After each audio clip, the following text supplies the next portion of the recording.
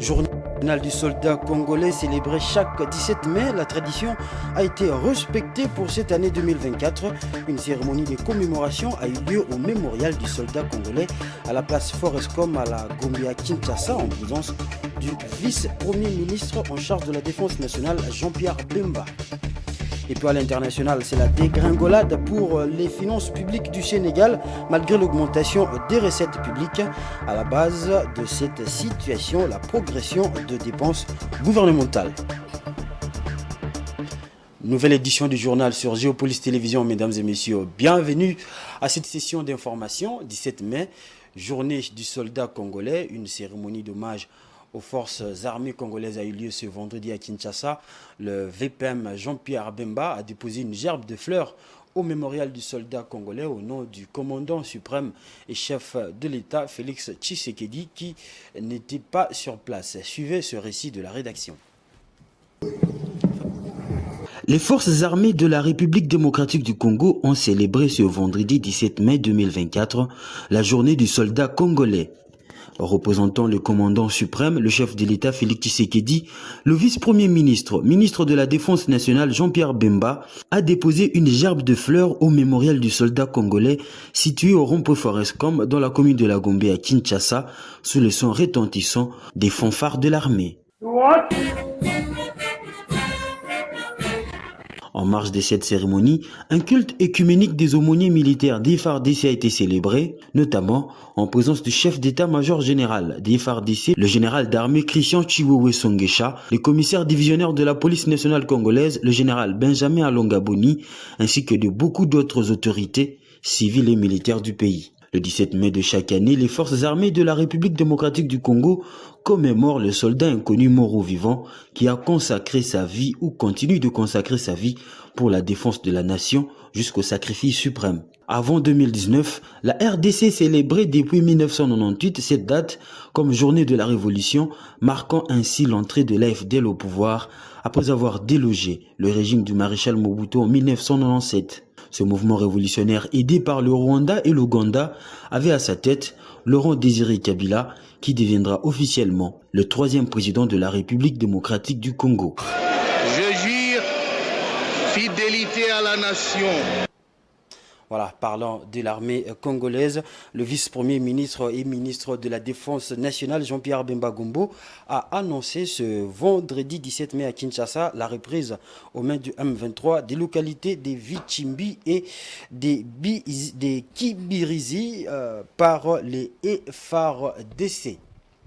On va changer de chapitre pour parler de la 135e réunion du Conseil des ministres au cours de laquelle le président de la République a dans sa communication condamné une fois de plus les attaques du M23 soutenues par le Rwanda contre les civils, notamment celle du 3 mai qui a donné lieu au décès de 35 Congolais et 37 blessés. Il a réitéré l'appel aux sanctions économiques et politiques contre Kigali. Il a aussi réaffirmé la volonté du gouvernement congolais à mettre fin à ce cycle infernal d'insécurité dans l'est du pays. Suivez. Non. Alors qu'il s'indignait à Berlin et à Paris tout d'abord auprès du chancelier de la République fédérale d'Allemagne le 28 avril dernier, puis 2 jours plus tard du président de la République française de l'indifférence totale affichée par la communauté internationale vis-à-vis de l'agression dont nous faisons l'objet par l'Europe, et qu'il appelait par la même occasion à la condamnation de cette ignominie et à la prise de sanctions économiques contre le gouvernement rwandais et ses supplétifs du M23, le président de la République a, avec une profonde tristesse doublée de colère, le 3 mai 2024, l'effroyable nouvelle du bombardement du camp des déplacés de Mugunga en périphérie de la ville de Goma. Cet énième acte barbare à inscrire à l'actif du gouvernement rwandais, coupable au passage des nombreux crimes internationaux et imprescriptibles en République démocratique du Congo depuis près de 30 ans, est venu une nouvelle fois mettre à nu, autant que la prise de la cité minière de Rubaya 2 jours plus tôt, l'essence prédatrice de cette aventure macabre qui n'a que trop duré. Aussi, elle met face à ses responsabilités, notamment celles consacrées par le principe de la responsabilité, de protéger et de la non-indifférence une communauté des nations beaucoup trop silencieuse face à la tragédie subie par les populations de l'Est de notre pays. Comme annoncé auprès de ses hôtes européens et au lendemain de l'inhumation de 35 âmes injustement arrachées à la vie lors de cette attaque, le gouvernement de la République démocratique du Congo ne ménagera aucun effort et ne lésinera point sur les moyens qui s'offrent à lui pour mettre un terme définitif à cette odieuse agression. On va parler économie dans ce journal, taux de change à l'officiel et au parallèle, formation de prix sur le marché, développement de la conjoncture économique. La gouverneure de la Banque centrale a fait le point de toutes ces questions lors de cette réunion du Conseil des ministres. Suivez le porte-parole du gouvernement qui nous en dit plus. L'économie nationale est marquée par une stabilité sur les marchés d'échange durant la semaine sous examen, impliquant une légère décélération du rythme des formations des prix intérieurs. Par ailleurs, elle a informé le Conseil qu'à l'issue de la mission, au titre de la 6e et dernière revue du programme triennal appuyé par la Facilité élargie des crédits FEC, les autorités congolaises et le Fonds monétaire international sont parvenus à un accord au niveau des services sur les politiques économiques et financières nécessaires à la conclusion de la dite revue. Toutefois, cet accord devrait recevoir une approbation du conseil d'administration du FMI lors de la réunion prévue au début du mois de juillet prochain et conduire à un décaissement de près de 152,3 millions de DTS au titre d'appui à la balance de paiement. En outre, les services du fonds ont également achevé la mission de consultation au titre de l'article 4. Il a été noté des résultats globalement positifs dans un contexte marqué par l'escalade du conflit dans l'Est de la RDC. Elle a souligné que l'économie nationale devrait demeurer sur les sentiers d'une croissance forte alors que l'inflation est projetée à la baisse cette année par rapport à l'année 2023. Prenons en compte les facteurs de risques internes, tels que les conséquences de l'inflation importée sur l'économie nationale et la persistance de la guerre dans la partie est du pays, la gouverneure de la Banque centrale a recommandé le respect des engagements pris dans le cadre du pacte de stabilité, lequel impose des restrictions strictes sur les financements monétaires, des déficits budgétaires, le maintien d'une surveillance étroite des indicateurs des liquidités bancaires et l'émission des titres de la dette publique uniquement en monnaie nationale. On va rester dans le domaine de l'économie. Le directeur général de l'ARSP, Miguel Katemb Kachal, s'apprête à fournir à la société Huawei RDC un répertoire des sous-traitants expérimentés et éligibles au marché dans le domaine de la technologie afin de mettre fin aux activités des sociétés fraudeuses à la loi en la matière qui travaillaient dans l'illégalité. Cette démarche répond parfaitement à la volonté politique du président de la République qui est déterminé à créer une classe moyenne véritablement congolaise. Suivez-le dans cet extrait choisi par Dieudonné Boinali. Déjà, il y a eu un moratoire depuis l'année passée dans les télécoms qu'on avait donné, je crois, de 60 jours à toutes les sociétés sous-traitantes non éligibles pour pouvoir s'y conformer. Et d'ailleurs, c'était la toute première décision, c'était dans les télécoms. Après la campagne de vulgarisation de la loi sur la sous-traitance, mais aujourd'hui, on n'est plus à 60 jours. C'était depuis l'année passée. Nous allons vers presque 10 mois. Ce qui fait que les sociétés qui ne se sont pas conformées à la loi sur la sous-traitance, tous les contrats seront nuls, sans condition et avec effet immédiat, parce que le délai est largement dépassé. Ceci nous prouve noir sur blanc, c'est de la mauvaise foi et ils ne veulent pas travailler en partenariat avec les Congolais. Et ceux-là qui ne veulent pas travailler en partenariat avec les Congolais pour développer la chaîne des valeurs, je pense qu'il n'y a jamais eu de loi sans des mesures contraignantes. Et nous allons maintenant les contraindre à pouvoir être en ordre. Et la meilleure façon de les contraindre, nous allons appliquer l'article 28 qui nous donne le pouvoir de sanctionner et cela doit servir d'exemple aux autres que le Congo de Félix Tshisekedi veut développer l'entrepreneuriat dans le pays. Les expatriés, tout comme les nationaux, ils doivent travailler ensemble pour développer la chaîne des valeurs. D'ici là, nous allons publier les sociétés éligibles dont nous avons dans notre base de données, nous allons les disponibiliser à Huawei et ils vont certes respecter les procédures des appels d'offres pour pouvoir gagner les marchés en bonne et due forme. Et ce sont des sociétés éligibles dans les secteurs de la technologie. Et il est très important de développer ces entrepreneurs dans les secteurs de la technologie parce que lorsqu'on parle de l'entrepreneuriat, lorsqu'on parle de la sous-traitance, il y a ceux-là qui ont tendance de voir que la sous-traitance, ce n'est que dans les mines. Non, la sous-traitance, c'est dans tous les secteurs de l'activité économique nationale, raison pour laquelle il est important de développer tous les secteurs. Et d'ici là, vous allez voir la publication qui sera faite pour les entrepreneurs dans les secteurs de la technologie. L'équipe de médiation et de cohésion sociale envoyée en territoire de Djougou dans le secteur de Walendu Tati et le Baïma Nord a atteint ses objectifs. Ces missionnaires ont été reçus et encouragés par le commandant des opérations et gouverneur militaire de l'Ituri, le lieutenant-général Luboya Kachama Johnny. Le prochain dialogue intra- et intercommunautaire va cibler le secteur de Banyali-Stilo. Suivez les détails avec nos amis de la presse militaire de la province de l'Ituri. Envoyé dans une mission de médiation et sensibilisation pour la paix, la sécurité et la cohésion sociale entre les populations des Baïma Nord et celles de Walendu Tati en territoire d'Ndjougou, les émissaires du gouverneur militaire de l'Ituri ont donné les tenants et aboutissants de la dite mission. Nous avons été mandatés par son Excellence, Monsieur le gouverneur des provinces militaires de la province de l'Ituri, à Masumbuku dans le secteur de Walendu Tati et à État dans la chefferie des Baïma Nord pour tenir d'abord les dialogues intra et enfin inter.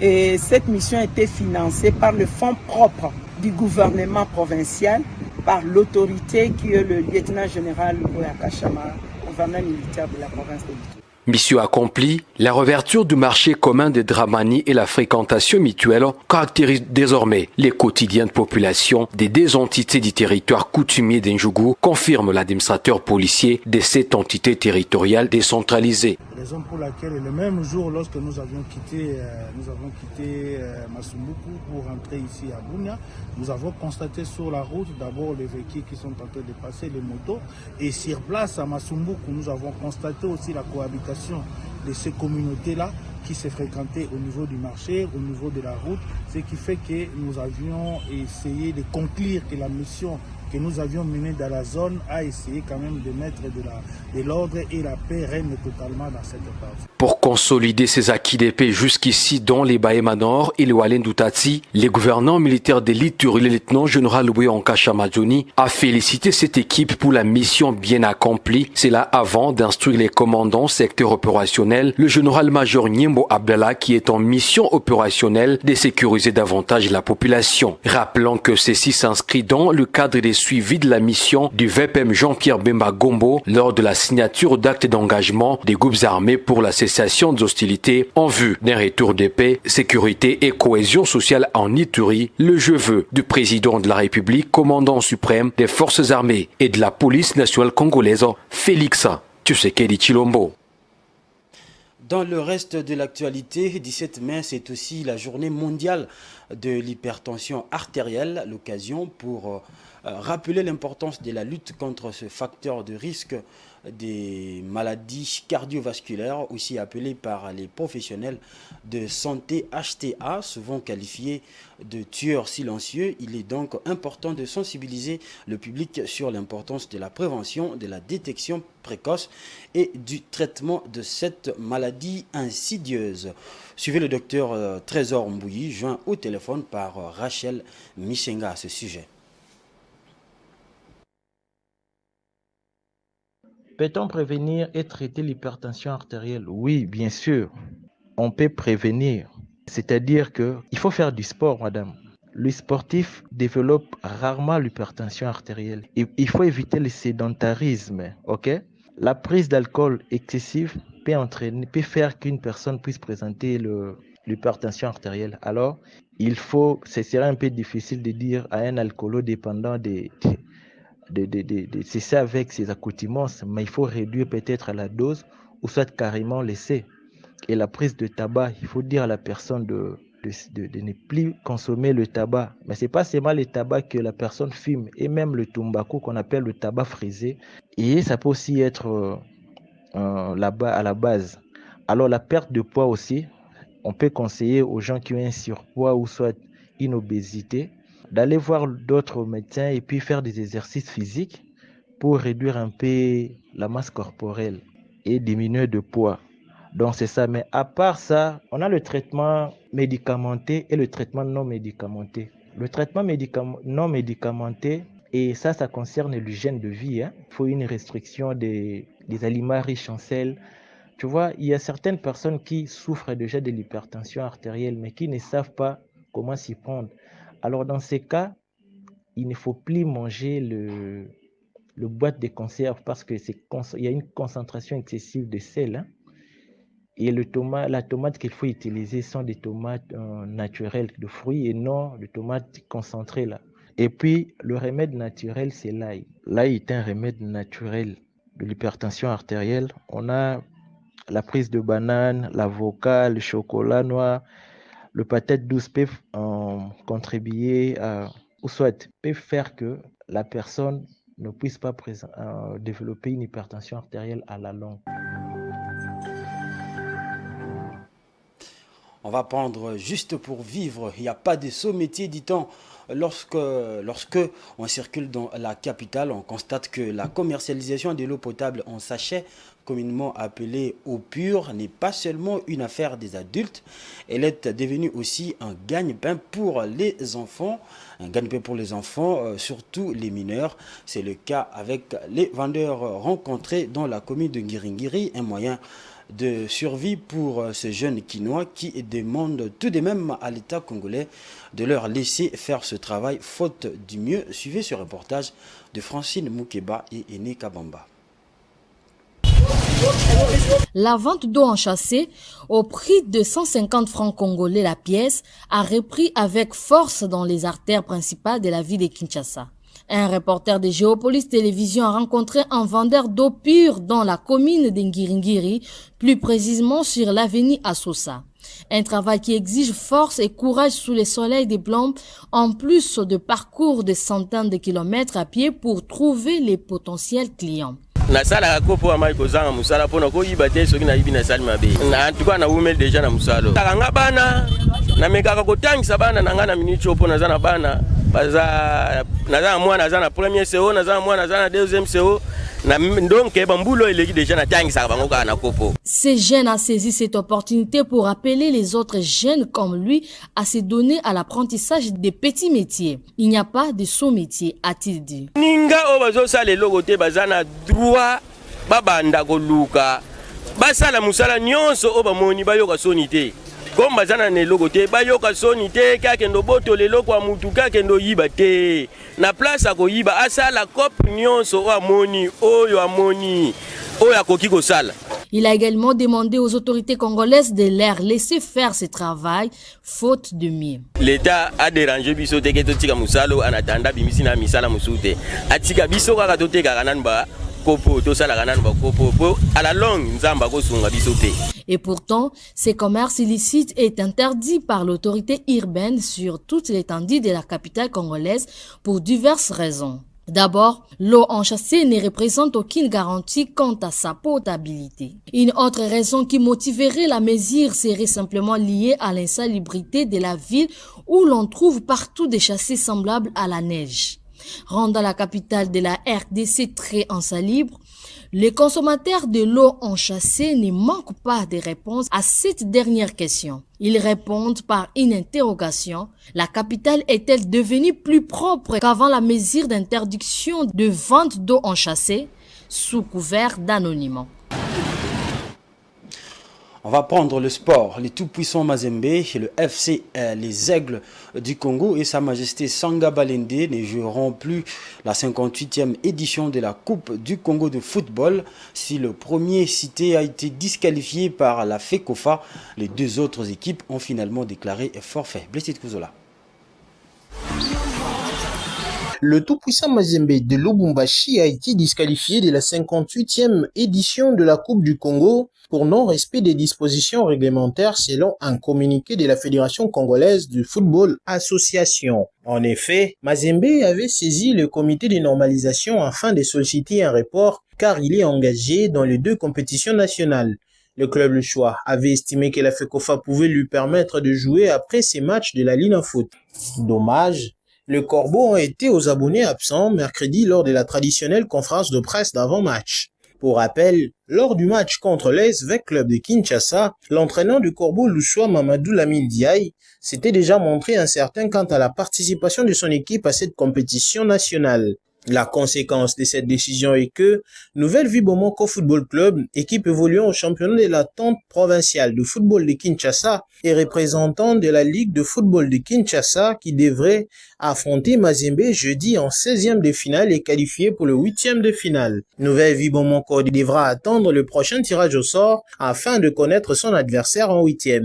Alors qu'il s'est préparé pour jouer face à Benisport à Goma, l'FC Les Aigles du Congo se désiste de la compétition et déclare forfait. Prévu pour ce vendredi 17 mai au stade de l'Unité, la bande à Luc et Maël n'effectuera pas les déplacements vers Goma pour affronter Benisport. Après la disqualification du TP Mazembe, les FC Les Aigles mais aussi Sa Majesté Sangabalende se sont désistés à cette 58e édition de la Coupe du Congo.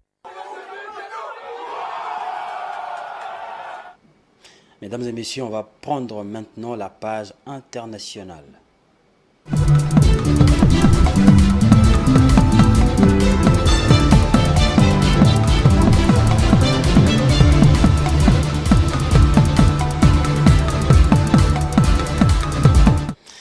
En 2023, les exportations du Cameroun vers la France ont été dominées par les exportations du gaz naturel liquéfié, ayant atteint 47,6% de l'ensemble des exportations camerounaises. Les exportations de gaz naturel liquéfié vers la France en 2023 ont connu une hausse par rapport à l'année 2022.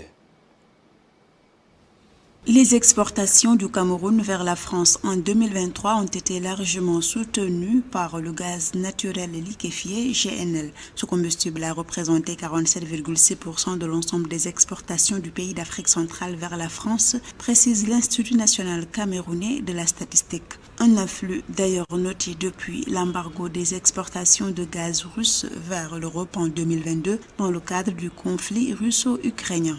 La production du Cameroun est respectable, notamment sa production de gaz naturel liquéfié. Mais l'important maintenant, c'est l'intérêt pour les populations, c'est qu'on puisse répercuter la plus-value réalisée sur les marchés internationaux à travers la vente du gaz naturel liquéfié sur le panier du consommateur des hydrates de carbone raffinés vendus à la pompe. 304,2 milliards de francs CFA, c'est le montant que le Cameroun a encaissé de la France rien que sur le premier semestre 2023 pour les achats en GNL de l'Hexagone, en hausse de 108 milliards de francs CFA par rapport à l'année 2022 selon les données des autorités françaises. Ainsi, la France apparaît comme le nouveau marché de choix du Cameroun de cette ressource.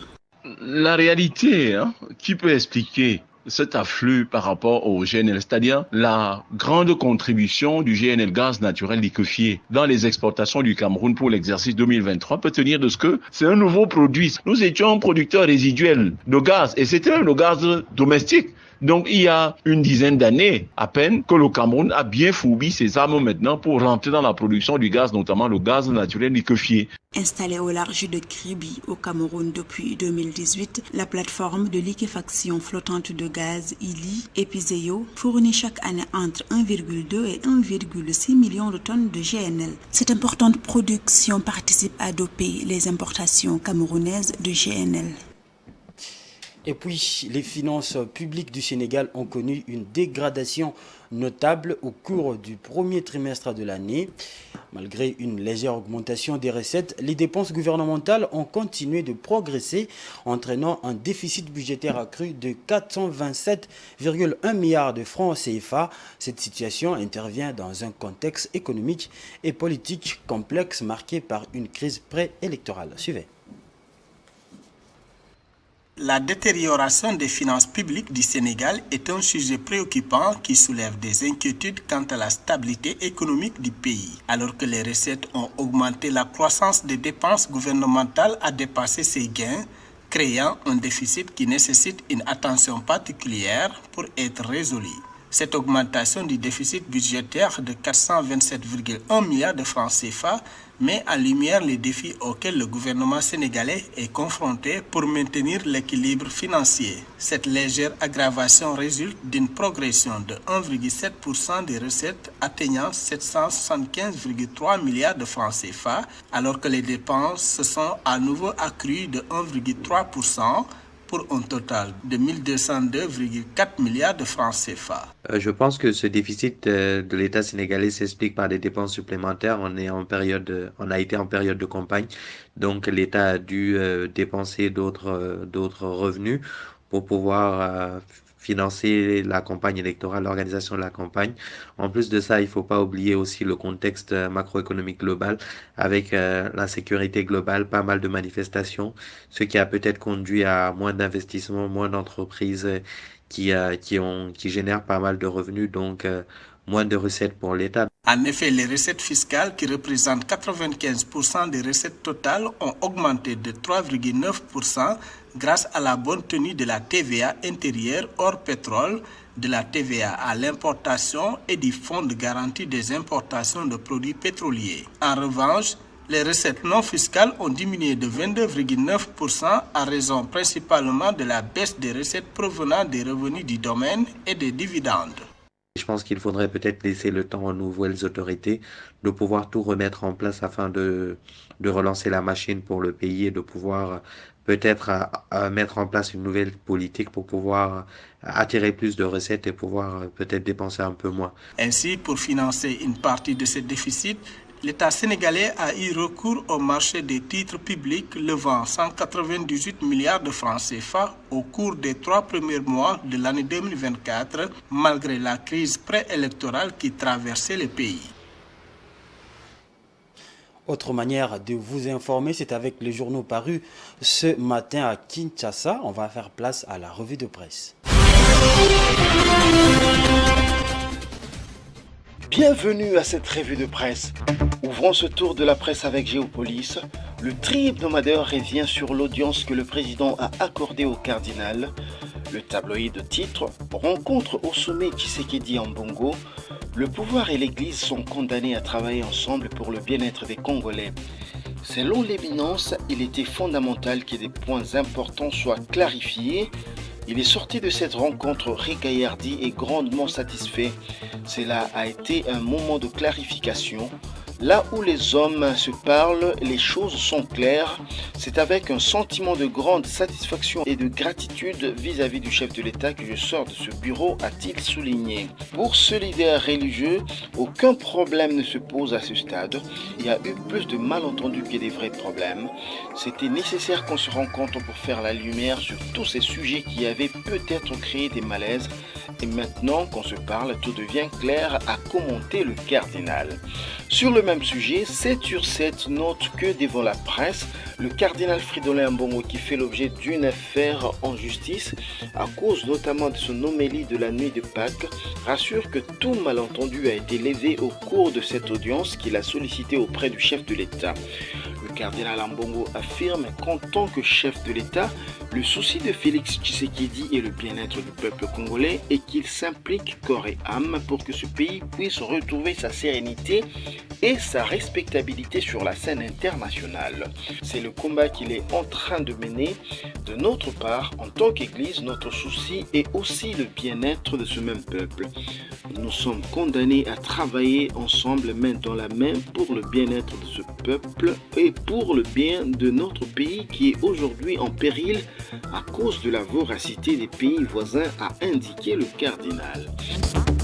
Sur un tout autre sujet, le site Politico écrit « Les États-Unis d'Amérique proposent de lever les sanctions imposées à Dan Gettler s'il quitte la RDC ». Le 16 mai 2024, à Kinshasa, une nouvelle surprenante a secoué le monde des affaires en République démocratique du Congo. L'administration Biden a manifesté sa volonté de lever les sanctions imposées à Dan Gettler, le milliardaire controversé du secteur minier, mais à une condition stricte, qu'il abandonne toutes ses opérations commerciales et ses actifs en RDC. Cette révélation provient d'un article publié par Bloomberg et elle met en lumière un enjeu crucial pour Washington, l'accès aux minéraux stratégiques tout en naviguant sur les eaux troubles des redévances détenues par Gettler.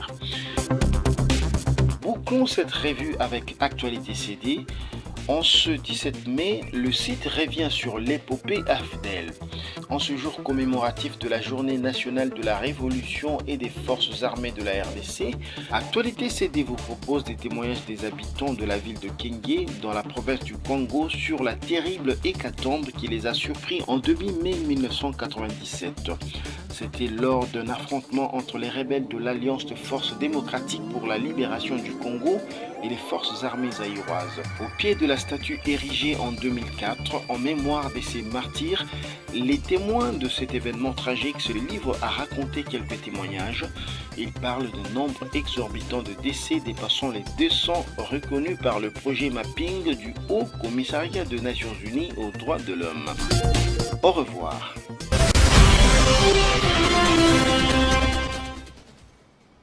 Voilà, c'était la lecture des journaux concoctés par Patrick Ilunga. C'est avec cette revue de presse que nous mettons un terme à ce journal. Mais avant de nous quitter, je vous rappelle les différents titres. Journée du soldat congolais célébrée chaque 17 mai, la tradition a été respectée pour cette année 2024. Une cérémonie de commémoration a eu lieu au mémorial du soldat congolais à la place Forescom à la Gombe en présence du vice-premier ministre en charge de la défense nationale Jean-Pierre Bemba. Et puis c'est la dégringolade pour les finances publiques du Sénégal malgré l'augmentation des recettes. À la base de cette situation, la progression des dépenses gouvernementales. Et c'est la fin totale de ce journal. Merci à vous de l'avoir suivi. Bonsoir.